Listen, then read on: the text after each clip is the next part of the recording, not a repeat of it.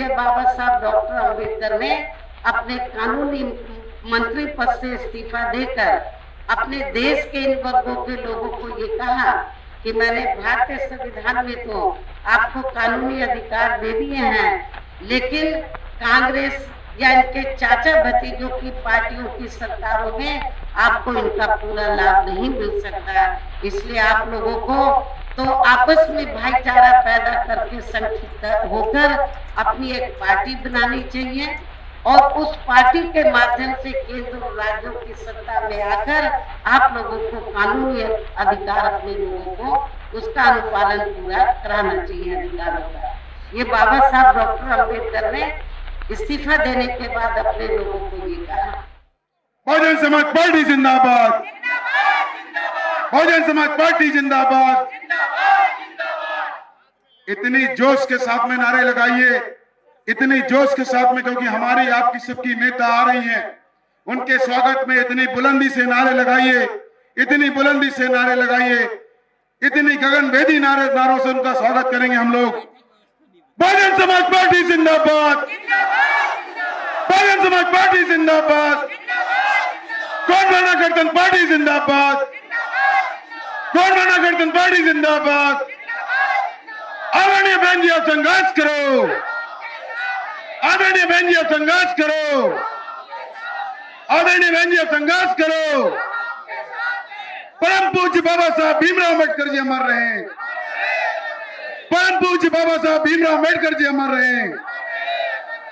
परम पूज्य बाबा साहब भीमराव अम्बेडकर जी अमर रहे। बहुजन नायक मानव कांशीराम साहब अमर रहे। बीएसपी की क्या पहचान। आदरणीय बहन जी आप संघर्ष करो, आदरणीय बहन जी आप संघर्ष करो, आदरणीय बहन जी आप संघर्ष करो, आदरणीय बहन जी आप आगे बढ़ो। बीएसपी की क्या पहचान, बीएसपी की क्या पहचान। आदरणीय बहन जी आप आगे बढ़ो, आदरणीय बहन जी आप संघर्ष करो, आदरणीय बहन जी आप संघर्ष करो,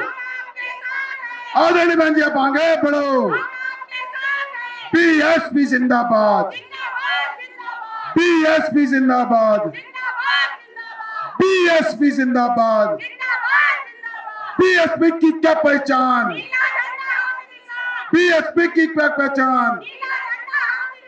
बीएसपी की क्या पहचान। चुनावी जनसभा में इकट्ठा हुए बीएसपी व गौमाना गणतंत्र पार्टी के सभी छोटे बड़े पदाधिकारी एवं कार्यकर्ता गण, आज आप लोग यहाँ अपने छत्तीसगढ़ प्रदेश में विधानसभा के लिए हो रहे आम चुनाव में अपनी दोनों पार्टियों के उम्मीदवारों के समर्थन में मुझे सुनने के लिए यहाँ इकट्ठा हुए हैं, तो उसके लिए मैं आप सभी लोगों का हार्दिक दिल से आभार प्रकट करती हूँ। और अब मैं चुनाव के संबंध में सबसे पहले ये कहना चाहूंगी कि हमारी पार्टी व सहयोगी पार्टी मिलकर आपके छत्तीसगढ़ प्रदेश की सभी विधानसभा की सीटों पर पूरी तैयारी व दमदारी के साथ ये चुनाव लड़ रही है, जिसमें सफलता हासिल करने के लिए अब मैं आप लोगों का ध्यान कुछ जरूरी बातों की तरफ दिलाना चाहती हूँ। और इस संबंध में सबसे पहले मैं आप लोगों को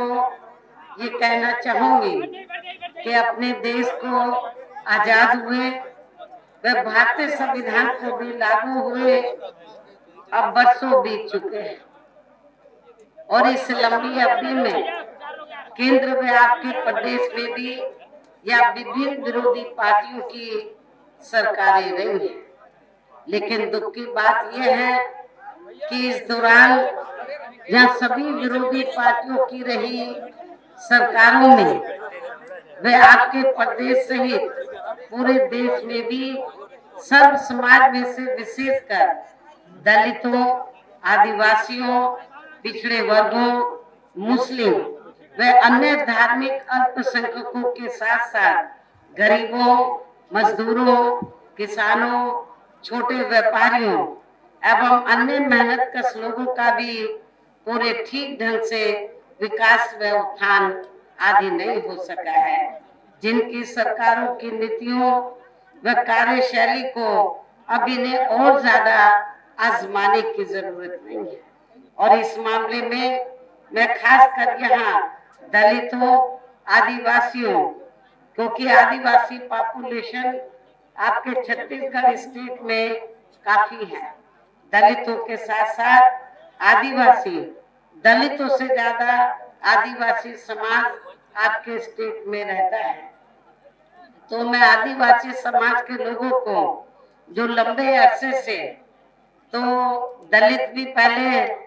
हालांकि कांग्रेस से जुड़े रहते थे, आदिवासी भी जुड़े रहते थे,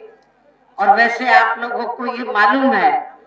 कि जब अंग्रेज भारत को छोड़कर गए, देश आजाद हुआ, तो आजादी के बाद लंबे अरसे तक केंद्र और ज्यादातर राज्यों में कांग्रेस पार्टी पावर में रही और कांग्रेस पार्टी को सत्ता में लंबे अरसे तक आसीन रखने वाले लोग कौन हैं? ज्यादातर वीकर सेक्शन के लोग हैं। आप लोगों ने केंद्र और ज्यादातर राज्यों में तो कांग्रेस को सत्ता में रखा। जब अंग्रेजों के जाने के बाद कांग्रेस पावर में आई और परम पूज्य बाबा साहब डॉक्टर भीमराव अंबेडकर देश के पहले कानून मंत्री बने, तो उस समय बाबा साहब डॉक्टर अंबेडकर ने केंद्र की सरकार को, उस समय की कांग्रेसी केंद्र की सरकार को और खास तौर से पंडित जवाहरलाल नेहरू एंड कंपनी के लोगों को ये कहा था कि मैंने भारतीय संविधान में दलितों, आदिवासियों को जो कानूनी अधिकार दिए हैं उनका सही से पालन नहीं हो रहा है, उनका सही से अनुपालन नहीं हो रहा है, उसका अनुपालन होना चाहिए। और इसके साथ ही बाबा साहब ने ये कहा था कि दलितों और आदिवासियों के अलावा और भी ऐसी जातियां हैं, अति पिछड़े वर्ग के लोग हैं, जिनकी हालत सामाजिक, आर्थिक और शैक्षणिक क्षेत्र में बहुत पिछड़ी हुई है, तो उन्हें भी आगे बढ़ने के लिए मौका मिलना चाहिए, आरक्षण जैसी सुविधा मिलनी चाहिए। ये बाबा साहब ने उस समय केंद्र में कांग्रेस पार्टी की सरकार को भी कहा, लेकिन कांग्रेस पार्टी ने इस ओर ध्यान नहीं दिया। बाबा साहब ने कहा कि आप कमीशन बैठाएं और रिपोर्ट लीजिए, इनको भी आप अधिकार दीजिए आगे बढ़ने का, अति पिछड़े वर्ग के लोगों को, लेकिन कांग्रेस पार्टी ने इस ओर ध्यान नहीं दिया। दलितों और आदिवासियों को जो कानूनी अधिकार दिए थे उसका भी अनुपालन ठीक ढंग से नहीं किया, रिजर्वेशन का पूरा फायदा इन लोगों को नहीं दिया। तब फिर बाबा साहब डॉक्टर अंबेडकर ने दुखी होकर इन वर्गों के हितों में, खासकर दलितों, आदिवासियों व अन्य पिछड़े वर्गों के लोगों के हितों में, फिर परम पूज्य बाबा साहब डॉक्टर अंबेडकर ने अपने कानूनी मंत्री पद से इस्तीफा देकर अपने देश के इन वर्गों के लोगों को ये कहा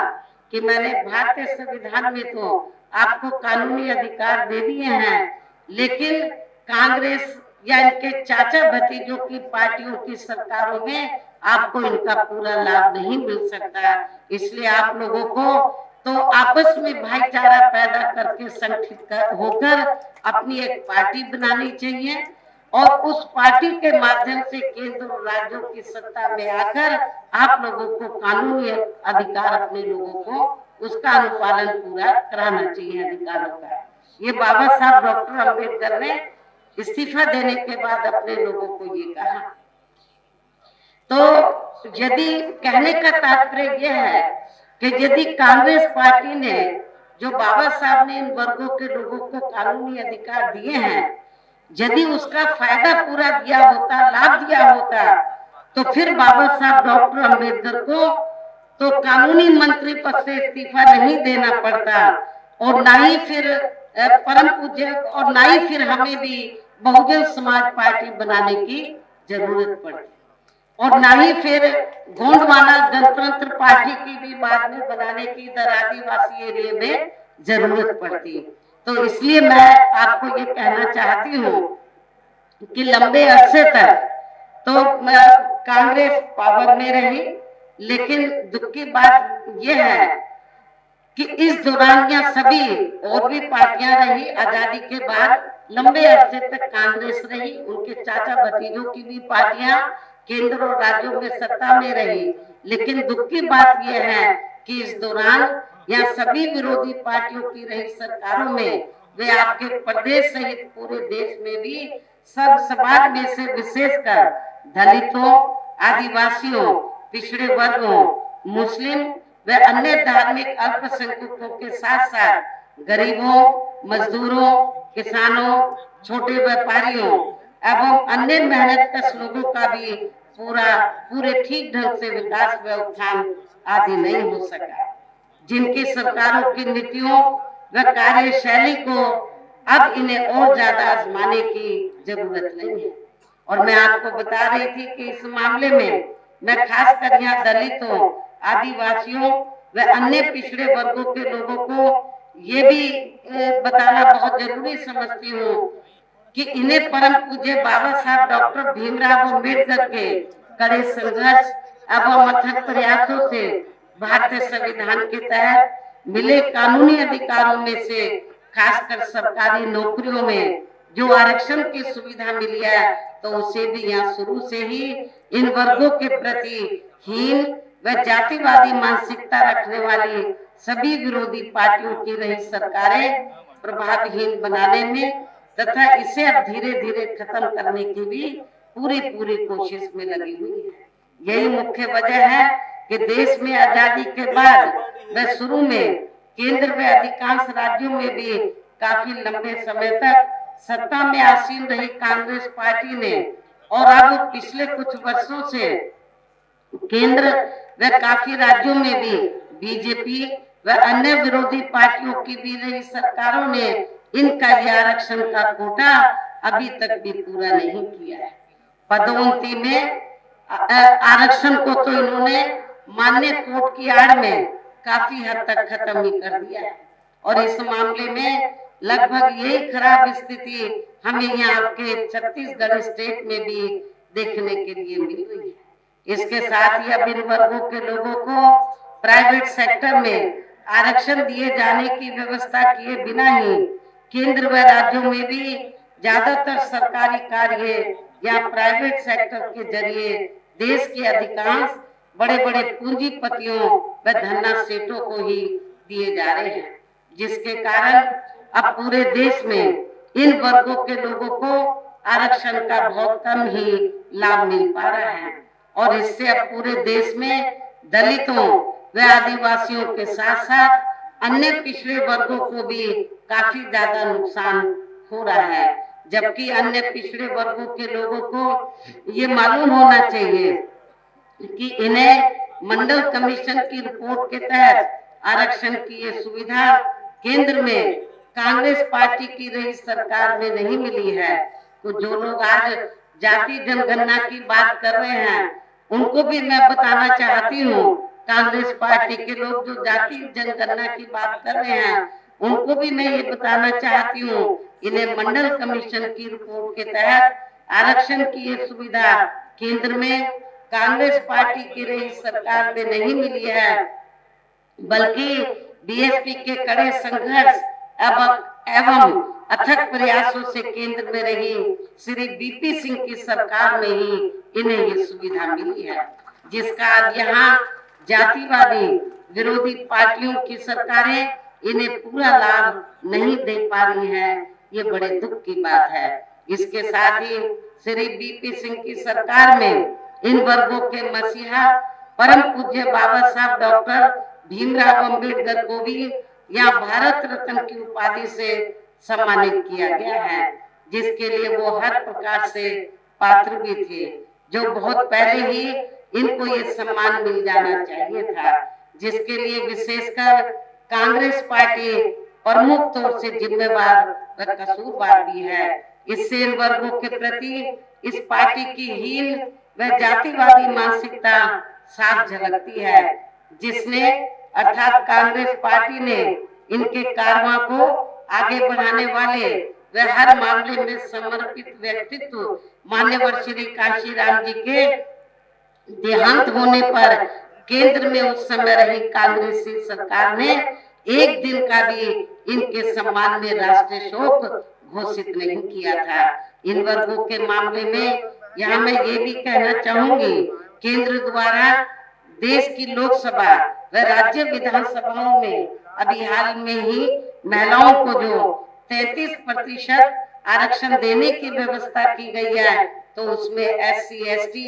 व OBC वर्गों की महिलाओं को अलग से कुछ भी आरक्षण नहीं दिया गया है। अर्थात इस मामले में इन वर्गों की महिलाओं की पूरी उपेक्षा की गई है। इसके साथ ही यहाँ मैं ये भी कहना चाहूंगी कि इन वर्गों के लोगों को जुर्म जाति से निजात दिलाने के लिए जो भी नियम व कानून आदि बने हैं, तो उन पर भी केंद्र व अधिकांश राज्यों की भी सरकारें सही से अमल नहीं कर पा रही हैं, जिससे अब यहाँ खासकर दलितों व आदिवासियों के ऊपर शोषण करने वाले लोगों का मनोबल और भी ज्यादा बढ़ा है। और ये सब हमें यहाँ आपके छत्तीसगढ़ प्रदेश में भी काफी कुछ देखने के लिए मिल रहा है। और खासकर यहाँ बेकसूर आदिवासियों को तो बड़ी संख्या में उन्हें जबरन नक्सली बता के उनका काफी शोषण भी किया जा रहा है, जिसमें काफी कुछ सच्चाई भी हमें देखने के लिए मिलती है। इसी प्रकार हमें पूरे देश में मुस्लिम व अन्य धार्मिक अल्पसंख्यक समाज के लोगों की भी हालत कोई खास अच्छी नजर नहीं आती है, जिसका काफी कुछ खुलासा केंद्र सरकार की सच्चर कमेटी की रिपोर्ट में भी किया है। इसके साथ साथ अपर कास्ट समाज में से खासकर गरीब लोगों की भी आर्थिक स्थिति अभी भी पूरे देश में यहाँ काफी ज्यादा खराब व दयनीय बनी हुई है। इनके अलावा आपके प्रदेश सहित पूरे देश में सर्व समाज में से विशेषकर यहाँ गरीब, मजदूर, किसान, कर्मचारी, छोटे व्यापारी एवं अन्य मेहनत कश लोग भी अपनी विभिन्न समस्याओं को लेकर अभी भी हमें काफी ज्यादा दुखी ही नजर आते हैं। और इनमें से किसान वर्ग तो केंद्र की वर्तमान भाजपा सरकार द्वारा बनाई गई उनकी गलत नीतियों के कारण काफी ज्यादा परेशान व आंदोलित भी रहा है। लेकिन इन सबकी मुख्य वजह हमारी पार्टी केंद्र में आपके छत्तीसगढ़ प्रदेश में भी यहाँ अब तक की रही सभी विरोधी पार्टियों की सरकारों की जातिवादी, पूंजीवादी व संकीर्ण मानसिकता के तहत बनाई गई उनकी गलत नीतियों एवं गलत कार्य प्रणाली को ही काफी हद तक जिम्मेवार मानकर चलती है। और इस मामले में खासकर इनकी गलत आर्थिक नीतियों की वजह से ही आए दिन यहाँ पूरे देश में गरीबी, बेरोजगारी व महंगाई आदि भी काफी ज्यादा बढ़ रही है। जबकि इस मामले में शुरू से ही हमारी पार्टी केंद्र व राज्यों की सरकारों से भी हर स्तर पर ऐसी नीति अपनाने की लगातार ये मांग करती आ रही है कि देश में कुछ गिने चुने पूंजीपतियों व धन्ना सेठों का विकास होने की बजाय बल्कि यहाँ गरीब व आम लोगों का ही विकास होना चाहिए। तभी फिर सही मायने में यहाँ की आम जनता अपनी गरीबी, बेरोजगारी, महंगाई व अन्य और भी समस्याओं से काफी हद तक निजात पा सकती है। इसके साथ साथ अब अपने देश में भ्रष्टाचार भी हर स्तर पर काफी ज्यादा बढ़ रहा है, जिससे आपका खुद का अपना छत्तीसगढ़ प्रदेश भी अछूता नहीं रहा है। किंतु इन सबका मुख्य कारण हमारी पार्टी आजादी के बाद से लेकर अभी तक केंद्र में देश के अधिकांश राज्यों में तथा आपके खुद के अपने छत्तीसगढ़ प्रदेश में भी ज्यादातर सत्ता यहाँ गलत पार्टियों में से खासकर कांग्रेस, बीजेपी व इनकी सहयोगी पार्टियों के हाथों में ही आने को मानकर चलती है। और इन सभी विरोधी पार्टियों को हमारी पार्टी इसलिए जिम्मेवार मानकर चलती है क्योंकि आजादी के बाद से लेकर अभी तक लगभग ये सभी विरोधी पार्टियां केंद्र व देश के अधिकांश राज्यों में भी ज्यादातर यहाँ बड़े बड़े पूंजीपतियों व धन्ना सेठों की ही आर्थिक मदद से सत्ता में आती रही हैं और सत्ता में आ जाने के बाद फिर ये पार्टियां अधिकतर मामलों में अपनी आर्थिक एवं अन्य सभी नीतियां या आम जनता की समस्याओं को दूर करने के हिसाब से तैयार नहीं करती हैं, बल्कि देश के उन बड़े बड़े पूंजीपतियों व धन्ना सेठों को ही फायदा पहुंचाने के हिसाब से अपनी अधिकांश नीतियां तैयार करती हैं, जिनके धन व बल से चुनाव लड़कर ज्यादातर ये पार्टियां केंद्र व आपके राज्य से देश के अन्य राज्यों में भी अभी तक यहाँ सत्ता में आती रही हैं, जिसके कारण ही अब पूरे देश में व आपके खुद के अपने प्रदेश में भी अभी भी हमें यहाँ सब समाज के लोग अधिकांश मामलों में अपनी विभिन्न समस्याओं को लेकर काफी ज्यादा दुखी व परेशान ही नजर आते हैं, जबकि पूरे देश में बीएसपी ही अकेली एक ऐसी पार्टी है जो विरोधी पार्टियों की तरह देश के बड़े बड़े पूंजीपतियों व धन्ना सेठों की आर्थिक मदद से नहीं, बल्कि अपनी पार्टी के ही आम कार्यकर्ताओं की आर्थिक मदद से चुनाव लड़कर यहाँ केंद्र व राज्यों की सत्ता में आना चाहती है, ताकि हमारी पार्टी सत्ता में आने के बाद फिर बिना किसी दबाव के व आजाद होकर सर्व समाज के लोगों की सभी समस्याओं का समाधान करके उन्हें हर मामले में व हर स्तर पर खुशहाल बना सके। और इसी आधार पर चलकर ही आबादी के हिसाब से देश के सबसे बड़े प्रदेश उत्तर प्रदेश में 4 बार हमारी पार्टी ने अपने नेतृत्व में वहां सरकार भी बनाई है और हमने अपनी सभी चारों रही सरकारों में अपनी पार्टी की विचारधारा एवं सिद्धांतों के तहत चलकर वैसे तो वहाँ सर्व समाज के हितों का पूरा ध्यान रखा है, लेकिन सभी मामलों में प्राथमिकता पहले हमने वहाँ सर्व समाज में से विशेषकर कमजोर तबके के लोगों को दी है, उपेक्षित वर्गों के लोगों को दी है, गरीब एवं असहाय लोगों को ही दिया है, जिनकी वहाँ हर मामले में व हर स्तर पर सभी विरोधी पार्टियों की रही सरकारों में उनकी हीन व जातिवादी संकीर्ण एवं पूंजीवादी सोच होने के कारण काफी ज्यादा उपेक्षा की गई है। इसके साथ साथ हमने उत्तर प्रदेश में गरीब एवं बेरोजगार लोगों को दूसरी पार्टियों की रही सरकारों की तरह मामूली सा बेरोजगारी भत्ता न देकर उन्हें बड़ी तादाद में सरकारी एवं गैर सरकारी क्षेत्रों में स्थायी रोजगार भी उपलब्ध कराए। साथ ही गरीब भूमिहीन लोगों को खेती करने के लिए उन्हें फ्री सरकारी जमीन भी दी है, जिससे वहां लाखों गरीब लोगों को फायदा पहुंचा है। गरीब आवासहीन लोगों को सरकारी खर्चे से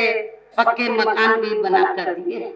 ऐसे अनेकों जनहित के कार्य किए हैं। इसके अलावा हमारी पार्टी की रही सरकार ने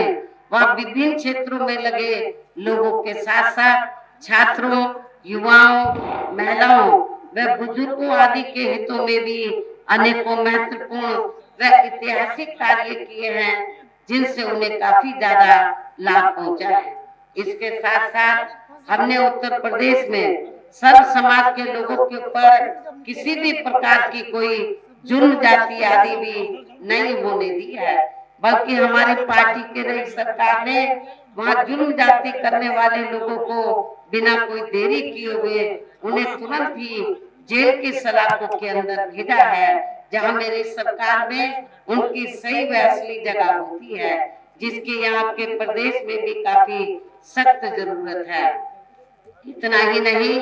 बल्कि हमारी पार्टी की रही सरकार ने यहाँ अपने देश में दलित एवं अन्य पिछड़े वर्गों में समय समय पर जन्मे हमारे महान संतों, गुरुओं व महापुरुषों में भी खासकर महात्मा ज्योतिराव फूले, छत्रपति शाहू जी महाराज, श्री नारायण गुरु, बाबा नारायण गुरु, श्री बिरसा मुंडा जी, बाबा साहब डॉक्टर भीमराव अंबेडकर एवं मान्यवर श्री कांशीराम जी आदि को भी विभिन्न रूपों में पहली बार वह पूरा पूरा आदर सम्मान दिया। वहाँ बड़ा भारी हमने संग्रहालय बनाया, सभी संतों गुरुओं महापुरुषों के बड़े स्टैचू लगाए, उसमें हमने वहाँ बिरसा मुंडा जी का भी स्टैचू लगाया था, जिन्हें विरोधी पार्टियों के लोग अभी तक भी आसानी से पचा नहीं पा रहे हैं। इस प्रकार से उत्तर प्रदेश में हमारी पार्टी ने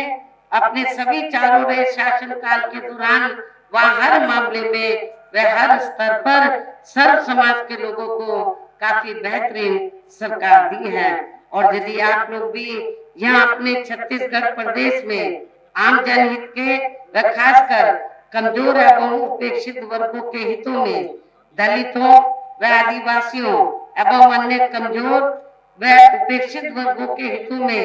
ऐसे ही कार्य करना चाहते हैं, इसके साथ ही आपके प्रदेश की जनहित से जुड़ी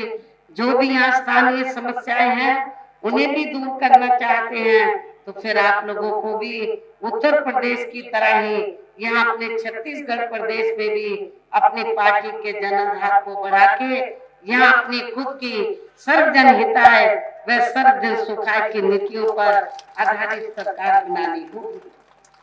जिसके लिए अब आप लोगों को यहाँ अपने छत्तीसगढ़ प्रदेश में विधानसभा के लिए हो रहे आम चुनाव में अपने गठबंधन का बेहतर रिजल्ट लाना होगा। और इसके लिए आप लोगों को वोट पड़ने तक यहाँ की सत्ताधारी पार्टी व अन्य सभी विरोधी पार्टियों के साम दाम दंड भेद आदि हथकंडों से भी जरूर सावधान रहना है। और इस मामले में खासकर आप लोगों को विरोधी पार्टियों के जारी किए गए उनके हवाई व प्रलोभन भरे चुनावी घोषणा पत्रों आदि के बहकावे में तो कतई नहीं आना है, जिन्हें ये पार्टियां सत्ता में आने के बाद अधिकांश अमल में नहीं लाती हैं, जिस पर से अब जनता का काफी हद तक विश्वास ही उठ गया है। इसलिए हमारी पार्टी किसी भी चुनाव में अपना कोई भी चुनावी घोषणा पत्र आदि जारी नहीं करती है। वैसे भी हमारी पार्टी कहने में बहुत कम बल्कि कार्य करके दिखाने में ही ज्यादा विश्वास रखती है, अर्थात जो कहती है तो उसे करके भी दिखाती है, और ये सब हमने उत्तर प्रदेश में करके भी दिखाया है। इन्हीं जरूरी बातों के साथ ही अब मेरा यही कहना है कि आप लोगों को अपने खुद के व अपने छत्तीसगढ़ प्रदेश के भी हित में यहाँ अपनी पार्टी बीएसपी व हमारी सहयोगी पार्टी गोंडवाना गणतंत्र पार्टी की ही मिलकर सरकार बनाना बहुत जरूरी है। तभी फिर यहाँ के प्रदेश में परम पूज्य बाबा साहब डॉक्टर भीमराव अंबेडकर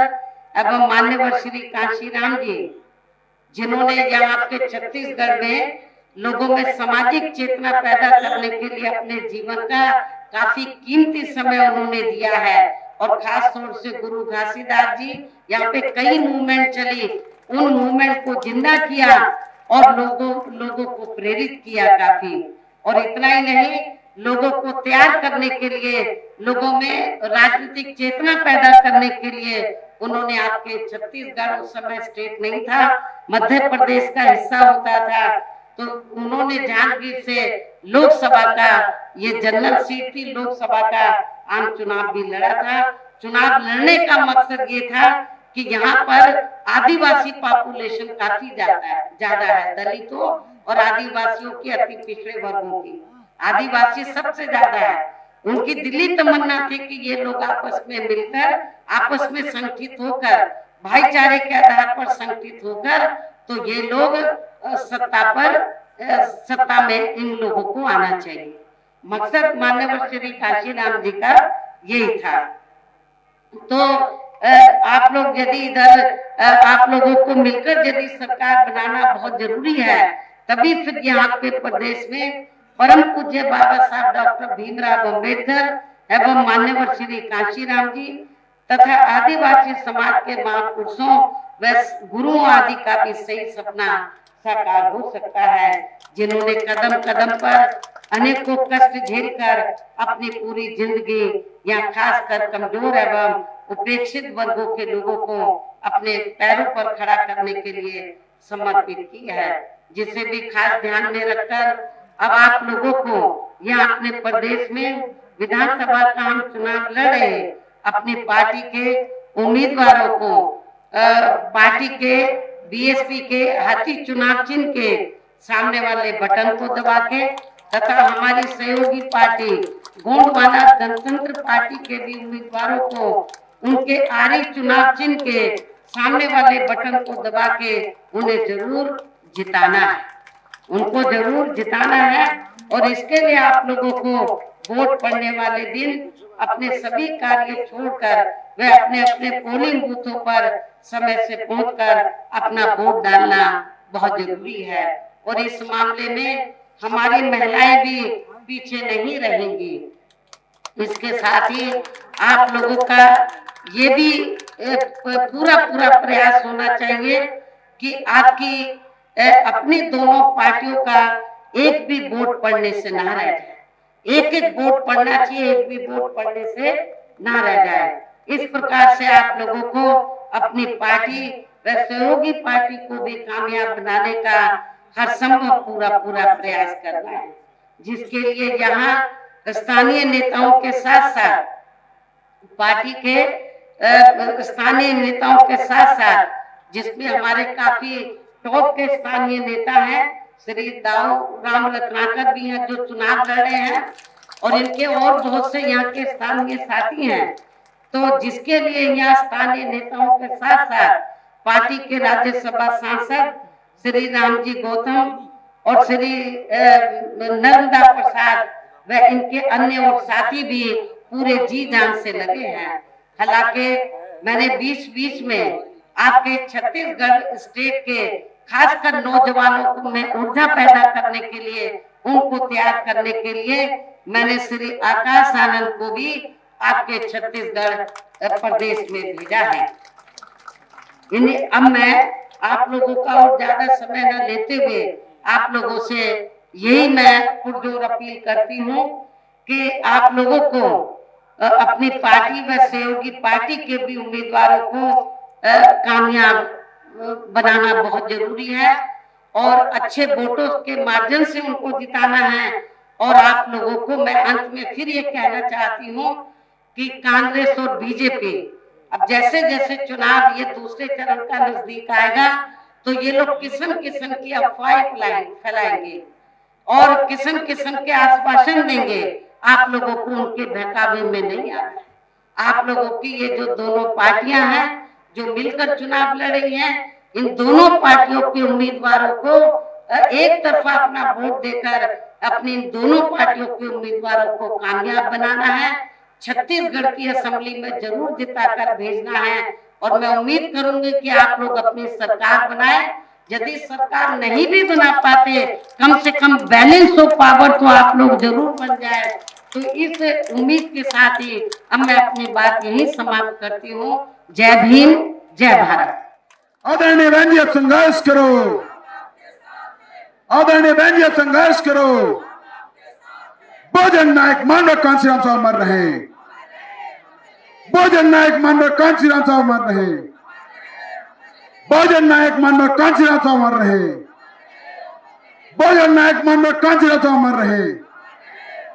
परम पूज्य बाबा साहब डॉक्टर भीमराव अम्बेडकर मर रहे। परम पूज्य डॉक्टर भीमराव अम्बेडकर जी मर रहे।